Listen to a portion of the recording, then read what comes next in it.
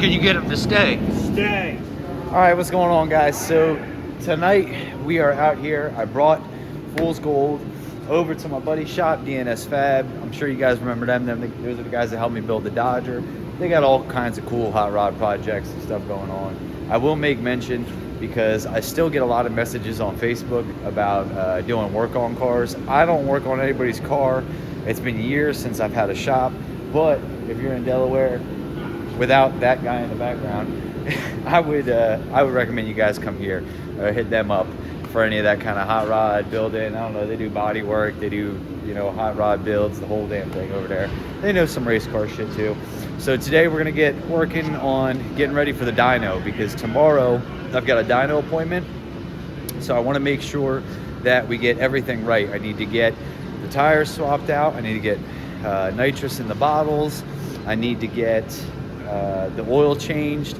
I do want to go over, unfortunately, because I don't know what cam's in it and I don't have that information, we don't know the specs on the valve lash on what they should be, but what I can do is I can run through them all and just make sure if they're all the same, that's probably a good sign.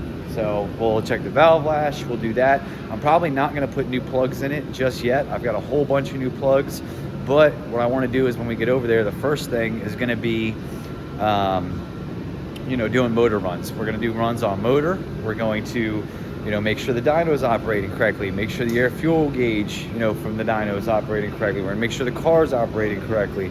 We're gonna make sure everything is just working as it should, and because of that, there's not a need to put a brand new set of spark plugs in it right now. I'm gonna pull them. We've been changing them, you know, between races and stuff, so I'm gonna pull, you know, a couple just to see and make sure that they're doing well, everything's all right. But we're gonna pull a couple of them plugs out, check them. If they look good, we're gonna throw them back in, and we'll make our runs on motor first with the old plugs before we start swapping in new plugs for the nitrous pulls. So I think that's all what's on the list today, and I'm probably forgetting something. I always am. Maybe I'll even try to wash it in here or something. They got drains in the floor, so I don't know, we'll see. Maybe I'll clean this thing up so it looks a little better in the dyno video. But I'm gonna get to it. Probably gonna start right off with the oil change. We got some hot shots to go back in it. I got a new filter, and I didn't run it, you know, that much off the trailer and into here, so it shouldn't be too blazingly hot that I can't do it. So let me get this thing jacked up, start working on the oil change. Then I guess we'll pull valve covers, we'll start checking lash, we will look at plugs, you know, we'll get the nitrous bottles out, we'll get the rear tires off. It's quite a, you know, couple hours worth of work tonight just to prepare for the dyno, so hopefully we've got the best chance at having the most successful day on the dyno possible. A couple things I gotta remember to charge my computer. I gotta take that out, make sure it's charged up, everything. But when we leave here, the car itself should be on the trailer, back in the driveway, ready to go. So tomorrow when we get up, we can just get up, eat lunch, hang out, whatever, head over to the dyno and go do that. So. I got the car jacked up and started by draining the oil. I wanted to take a look at the oil and just make sure everything looked all right, checked out all right. This is why I stuck a paper towel in there. It's usually easier to stick a paper towel in than go look at it in the light, and you'll be able to see the shimmery metallic, if there's any of it, a little easier. So, one of the things I noticed when I drained the oil is that we didn't have as much oil as we're supposed to. Now, I know that it leaks from the valve covers, everything gets loose. It comes out the breathers, these valve covers are covered in oil. The problem is that the dipstick tube, we have to keep the dipstick tube zip tied down, because if not, the crank pressure will actually blow the dipstick tube out, and that's gonna be a problem going down the street. So we've got it zip tied down. I just gotta get on a better schedule of keep some zip ties in the glove box, and always check the oil, because I've been adding some here and there because I know it comes out of the, you know, comes out of the breathers, and I know it comes out of the valve cover gaskets and everything else. So we got some fresh Hot Shots R5. I'm gonna throw that in there, and got a new filter. Oil change will be done. Then I'll start pulling some plugs and looking at that, because hopefully it's not blowing any black smoke or anything. Like looking back through the videos and stuff, it's not billowing out smoke and stuff, like it's burning the oil. I'm gonna pull the plugs just to make sure, you know, I wanted to look at them anyway, but just to make sure that the valve seals ain't leaking, and then we'll go from there.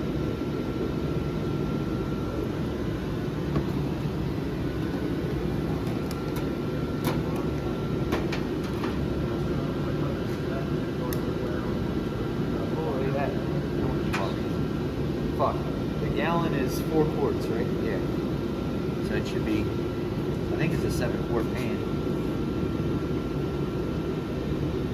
So we have about a quart in there. Put it all in. Put it all in. It'd be alright. If you're losing it, you might as well. Well, I probably should have taken the valve covers off before I put oil back in it to check the valve lash and shit. But it is what it is.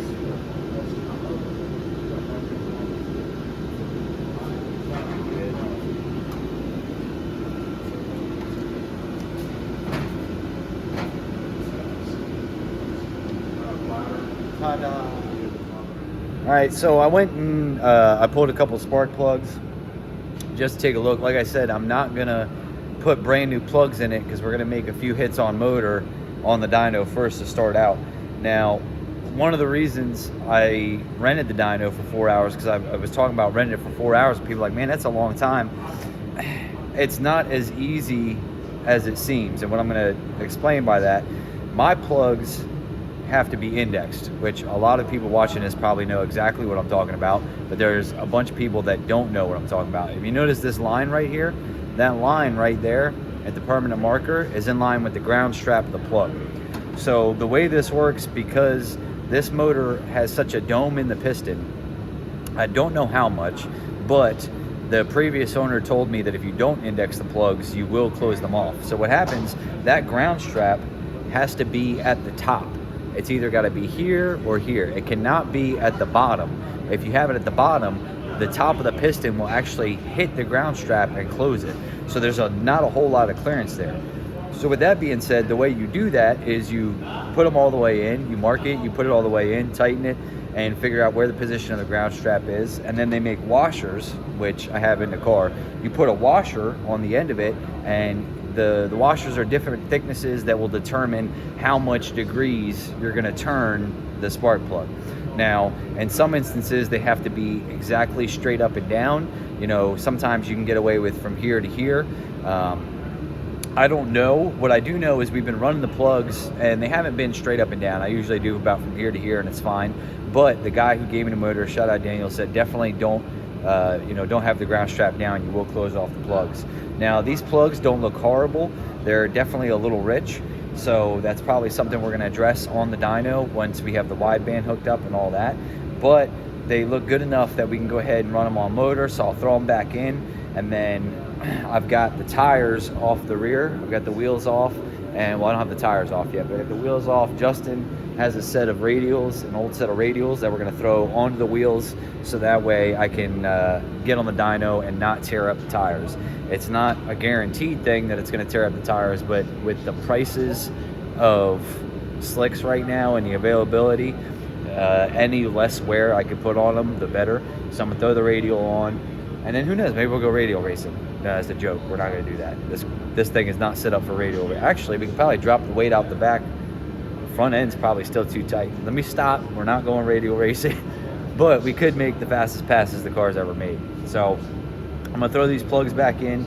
After that, I'm gonna go ahead and take the valve covers off. We're gonna run through the valve lash and just see what's up there. Make sure, like I said, I don't know what the numbers are supposed to be because we don't know the cam information. But if they're all the same, or really pretty close to the same, that we're probably in good shape. So I'll do that, and we'll swap the tires out. What else do we got to do? I'm not seeing anything on the plugs that's like too concerning, as far as like leaking valve seals or stuff like that. Usually if the valve seals are leaking, you'll pull them off and they'll be really coated in oil. These aren't really coated in oil. They just look like they're burning pretty rich. So part of that probably is also, the last couple of days of trying to start it up in the cold, and needs a lot of fuel and all that shit. So we're getting it. But some more work, we'll look into some more things, and keep getting ready, because tomorrow, hell or high water, we're going on a dyno. I did take some time to clean up though. because it's been driving me nuts with how much, you know, road grime and salt and all that kind of stuff was on the motor. Don't get me wrong, we're still not there yet as far as perfectly clean, but you know, open trailer, you're just gonna get shit on the motor and in the engine bay and everything. Still got stuff to clean up, still got, you know, there's wires over there that I can delete under the hood and get rid of completely, but we're just not there yet. So we'll keep working on it, and next I'm gonna go ahead and pull these valve covers so we can go ahead and check the lash. Now you may be thinking to yourself, Matt, this is a pretty boring clip. Why would you include that in there? You're just taking a valve cover off. Well, right there. Of course, I dropped all the bolts out of it, like a real jackass. So, I got the valve cover off, and now there's obviously an issue here because this is 32, and we still got some room in there. So, unfortunately, it's just race car shit. It happens. I'm gonna have to take the girdle off, well, loosen the girdle up, and then work through tightening all these up.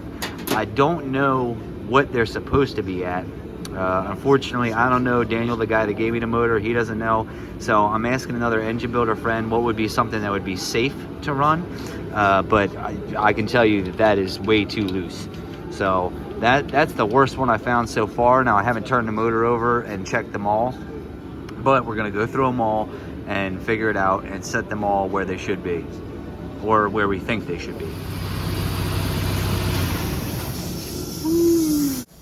While I was seeking higher counsel on what to set my valves at, Justin went to work on getting these tires mounted up, which is just crazy because never in my life did I ever think that we would see fool's gold on a Radial. I just never thought that there would be a purpose for it or a need for it or anything. Granted, these are some really old Radials. They're probably not super sticky, but it's cool just to see it on a different tire, you know, not the slick. It looks a little different. Unfortunately, like, I keep making jokes about radial racing. I know for a fact if we put it on a Radial, if we could make it stick and work, it would go the fastest it's ever gone. I mean, it'd be on a prep track.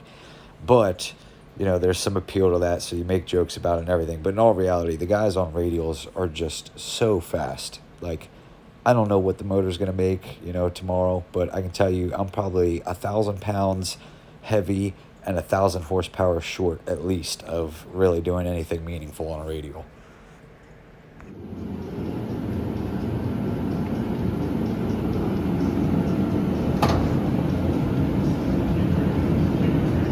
$732. Okay, so 732 is the winner.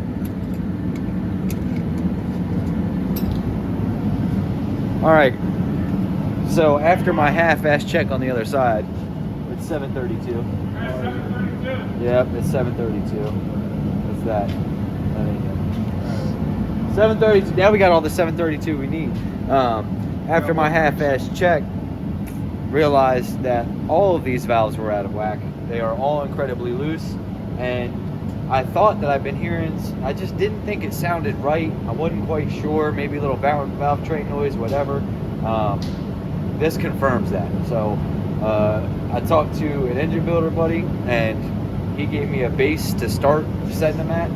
So we're gonna be here for a while, setting all these valves, making sure they're all right, and hopefully that'll change the sound a little bit too of what I've been hearing. And it's possible, it is distinctly possible that affects performance as well, because if it's got to slap real hard and move real hard, maybe it's not opening the valve all the way. I don't know, we'll see. What you got there? Oh, burn creep. Yeah. So I'm gonna get back to work on setting all these valves now that we've used every Allen in the damn shop trying to find the right size. We found the right one to unlock it, and we're gonna go from there. Good. All right, so I talked to my buddy who builds engines, and he said what's gonna be safe for us is gonna be 24 on the exhaust and 22 on the intake. So I've got a tight 24 and a tight 22 because better to be tighter than looser. So it doesn't really matter because I've done them all that way. So, you know, everybody's got different how they like the feeler gauge. Some people like it to just easily slide in right out. Some people like a little resistance. That's a personal touch thing, and that's why everybody who builds stuff is a little bit different, because some people might like it tight, some people like it loose. So that 24 that's tight might actually be 23 because it's tight. It is what it is. So I'm 18436. That was number 5. We're about to wrap up 5. I'll do 7-2. Then we'll put it back together, fire it up. Hopefully it sounds better. And we don't know the piston valve clearance, so if it's any worse and we break valves, it'll be a good news, bad news situation. Bad news, we won't go to the dyno tomorrow. Good news, we'll get a 532. Alright, so we've done oil change. We got the tires on it. We're filling the nitrous right now. I checked the valve clearance. That was all jacked up, so went through all the valves. That took a while. Checked all the plugs while I was at it. They all look okay. Like I said, we'll swap them out on the dyno after we do a couple good runs. Now, let's hope I didn't mess this up. Fire in the hole.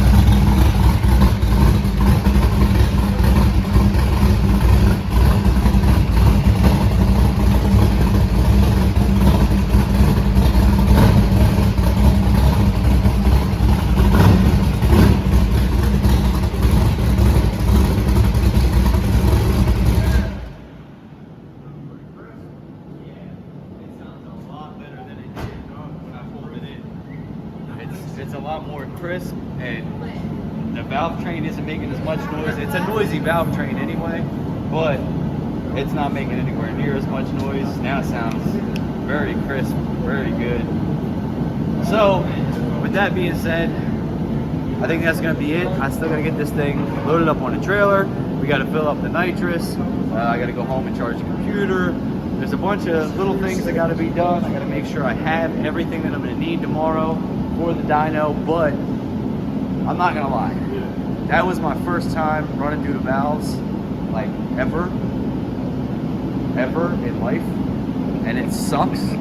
But then after you get to like 3, 4, 5 of them in, then it starts going real quick, and I think it's something I'm gonna have to figure out. I don't know how often. I'm not gonna say every week. You know, if we're racing every week, I think I should probably be checking it every 2-3 weeks, at very minimum once a month, especially if we're racing every weekend. But it sounds super good now. Super good now. I'm incredibly happy. I'm glad I did that. Doesn't sound like, at least it doesn't sound like we're hitting any valves with the piston, so couldn't have been too deep. I'm cool with it.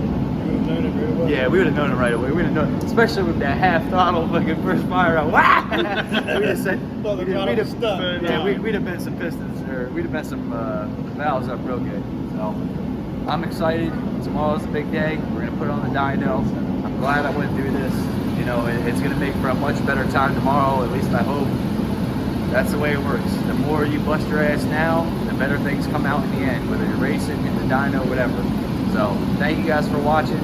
I'm not sure when the dyno video is going to be up. Don't be waking up all late tomorrow night because I don't know how late we're going to be there and everything else. But we'll have a dyno video up this weekend. And then, I don't know, maybe testing on some radials. Think we can go fast? Like fast? Radio! No, we ain't doing